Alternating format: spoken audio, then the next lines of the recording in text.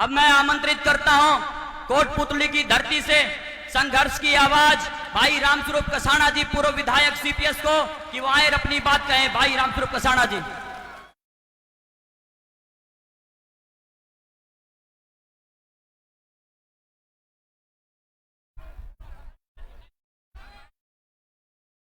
नांगल चौधरी की इस पावन धरा पर सर्वप्रथम मंच के ऊपर विराजमान गुजरात की धरा से चलकर हम सबको अपना प्यार बांटने और कांग्रेस पार्टी प्रत्याशी मंजू चौधरी जी के समर्थन में आप लोगों से अपील करने के लिए जो चलकर आए दिनेश मेवानी जी का मैं नांगल चौधरी की धरा पर पधारने पर हार्दिक अभिनंदन और स्वागत करता हूं। अभी मेरे से पहले हमारे पूर्व विधायक परम आदरणीय सम्मानीय जीआर खटाना साहब, कांग्रेस पार्टी के जयपुर ग्रामीण से प्रत्याशी रहे भाई अनिल चोपड़ा जी, राधेश्याम शर्मा जी और खेतड़ी से चलकर आई मेरी छोटी बहन मनीषा गुजर जी। मैं लंबा बहुत हो जाएगा, सभी सम्मानित मंच, और मैं सबसे पहले हाथ जोड़कर धन्यवाद अर्पित करना चाहता हूं उन तमाम साथियों का। जब सम्मानीय पायलट साहब का आदेश मिला कि नांगल चौधरी की धरा पर मंजू चौधरी को टिकट दिया गया है और आप सब लोग जाकर सभी समाज को एक करने का काम करो, और आप सबने जो प्यार और सम्मान मुझे दिया उसके लिए मैं आज सभी का अपने दिल की गहराइयों से स्वागत करता हूं। मैं स्वागत करता हूं किसान कौम को। मैं आज इस मंच के ऊपर विराजमान जिन्होंने श्री राधेश्याम जी शर्मा, जब भी किसान की बात हो, मजदूर की बात हो, और जब पूरे देश के अंदर जिस प्रकार से जो नफरत का माहौल बना हुआ था, भाई को भाई से लड़ाने का जो काम किया जा रहा है, उन सब को मिटाने के लिए जिस प्रकार से सम्मानीय सचिन पायलट जी पिछले 15 दिनों से जिस प्रकार से दिन रात पूरे हरियाणा में गांव गांव एक एक ढाणी ढाणी जाकर प्रचार कर रहे हैं कांग्रेस पार्टी के। साथियों, आप सब लोग जो बातें बतानी थी वो तो सम्मान्य जीआर जी ने, भाई दिनेश जी मेवानी जी ने और सभी वक्ताओं ने बताई कि ये चुनाव कोई सत्ता का चुनाव नहीं है कि इस चुनाव से सत्ता प्राप्त करनी है।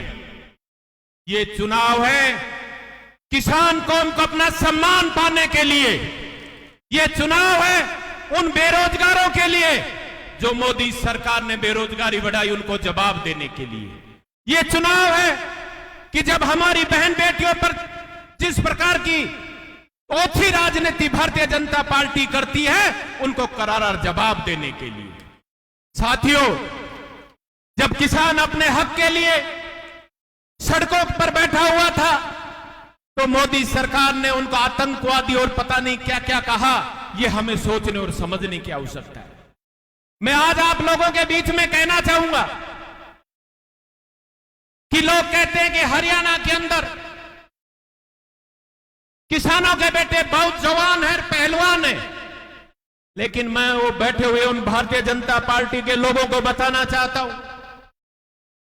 कि जिस प्रकार से हरियाणा के अंदर जब किसान के घर में एक बेटा पैदा होता है और उसकी पैदाइश के समय से ही उस किसान परिवार में जाकर देखना कि उसकी स्थिति और परिस्थिति क्या रहती है। घर के अंदर मां चूल्हा जलाती है और उस बेटे का लालन पालन पोषण करती है। खेत के अंदर किसान इस कड़ी धूप में हल चलाता है, बीज डालता है कि इस देश का कोई भी बच्चा भूखा नहीं रहे, और वो अपने बच्चों का भी पालन पोषण करता है। जब खेत के अंदर किसान जलता है और घर के अंदर मेरी बैठी हुई है जो मातृशक्ति जलती है, तब जाकर एक जवान पैदा होता है इस धरती के ऊपर जो देश की सेवा के लिए तत्पर रहता है। आज हम लोग जो बात कर रहे हैं,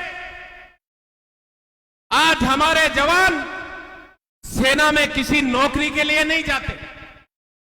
ये जज्बा होता है, ये जज्बा होता है जो ये मातृशक्ति बैठी, ये मेरे बुजुर्ग किसान बैठे, ये उस बेटे को सिखाते हैं कि सबसे पहले हमारे घर में अगर कोई दुश्मन भी आता है तो उसको हम भगवान की तरह पूजते हैं।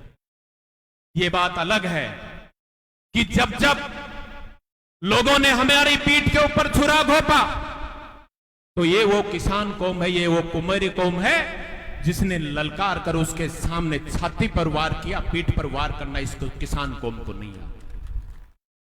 हमारे बेटे सेना में जाते थे, सेना में जाने के बाद में वो अधिकारियों से मिलते और उन्हें कहते थे कि मुझे किसी शहर में मेरी ड्यूटी मत लगाना, मेरी ड्यूटी सरहद पर लगाना, बॉर्डर पर लगाना, क्योंकि मैं अपने गांव में अपनी बहन को, अपनी मां को, अपने चाचा को, अपने ताऊ को, अपने पिता को, अपने भाइयों को यह विश्वास दिलाकर आया हूं कि जब तक मैं देश की सीमा पर खड़ा रहूंगा मेरे किसान भाइयों की तरफ कोई उंगली नहीं उठा सकता, मेरी मातृशक्ति की तरफ कोई देख नहीं सकता। यह जज्बा लेकर हम सब लोग, हमारे बेटे सेना में जाते थे।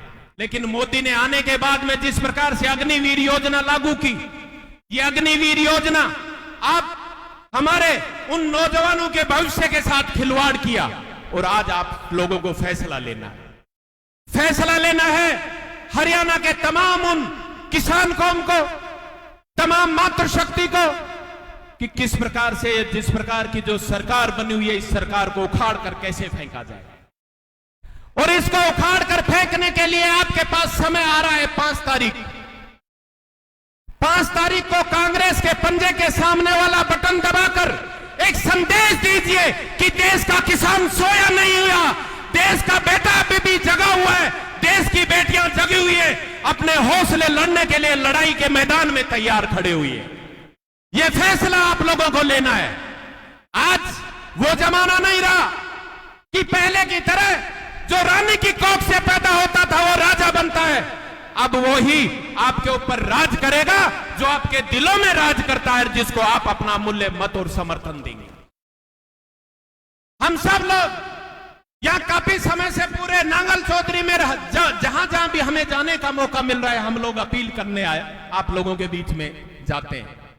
और मैं खास तौर से मैंने कई भाइयों से मिला, कई भाई कहते थे भाई किसी ने बहुत विकास किया, किसी ने वो किया। मैं तो आज एक बात कहना चाहता हूं, जब भी पगड़ी संकट में हो, जब भी पगड़ी संकट में हो तो हम सबको एक होने की आवश्यकता है और सबको मिलकर लड़ाई लड़ने की आवश्यकता है। लड़ाई भी लड़नी है और मिलकर लड़ाई लड़नी है। और वो लड़ाई लड़नी है कि दुश्मन ये देखता रहे कि किसान कौम जब लड़ाई लड़ने के लिए मैदान पर आती है तो उसके हाथ में हली क्यों ना हो, लेकिन वो बंदूकधारियों से भी भारी पड़ते हैं। ये हमें सबक सिखाने की आवश्यकता है।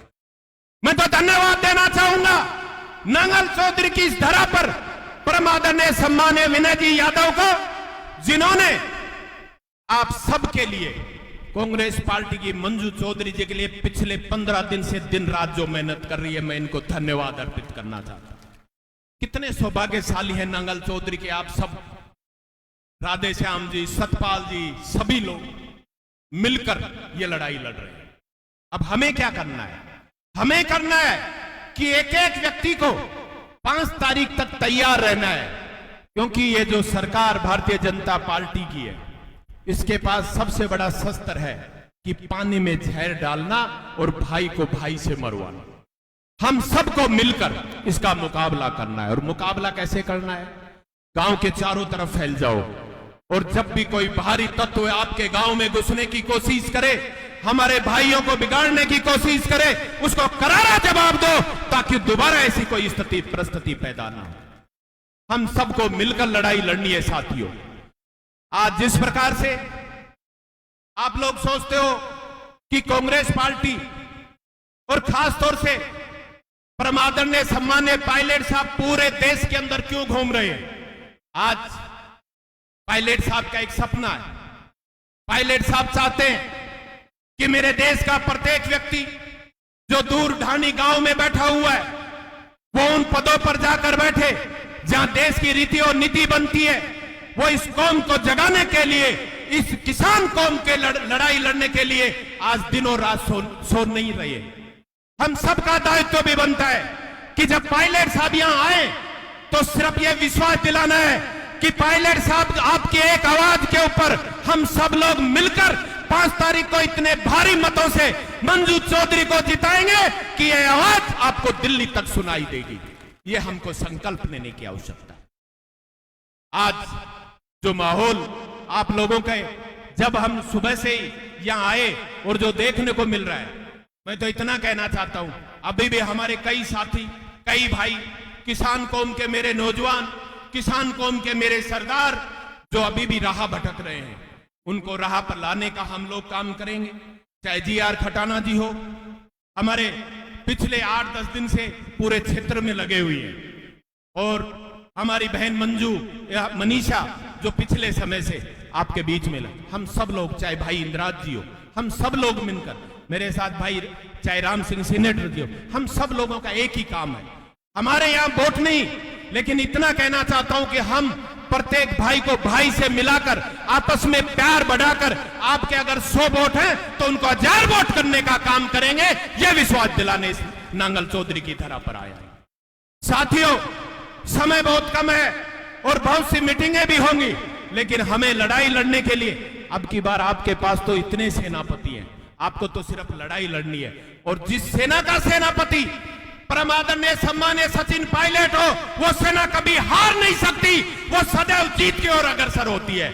आप सबको मेरी ओर से फिर मैं उन किसान परिवार के बुजुर्गों को प्रणाम करता हूं, नौजवान साथियों को नमस्कार करता हूं और मेरी मातृशक्ति को प्रणाम करता हूं। और मेरी मातृशक्ति को एक बात और कहना चाहता हूं कि आपके यहां जो ननवाटी के अंदर जो पानी की समस्या है, जिस प्रकार से आपके गांव में पानी के लिए आपको दूर जाना पड़ता है, आप मंजू चौधरी जी को जिताइए। सबसे पहले नहर आपके नलवाटी क्षेत्र में आएगी, इस बात का आपको विश्वास दिलाने आए हैं। मंजू चौधरी जी, जब आप सरकार बनेगी कांग्रेस की, और उस सरकार में जब आपकी भागीदारी होगी, तो उनका पहला काम होगा कि जिन गांवों के अंदर नहर नहीं आई, उन गांवों में नहर आए और सभी लोगों को समान अधिकार मिले। आप सबने जो मुझे प्यार दिया, जो सम्मान दिया, उसके लिए दिल की गहराइयों से आप सभी को बहुत बहुत धन्यवाद। जय जवान, जय किसान, राम राम साहब।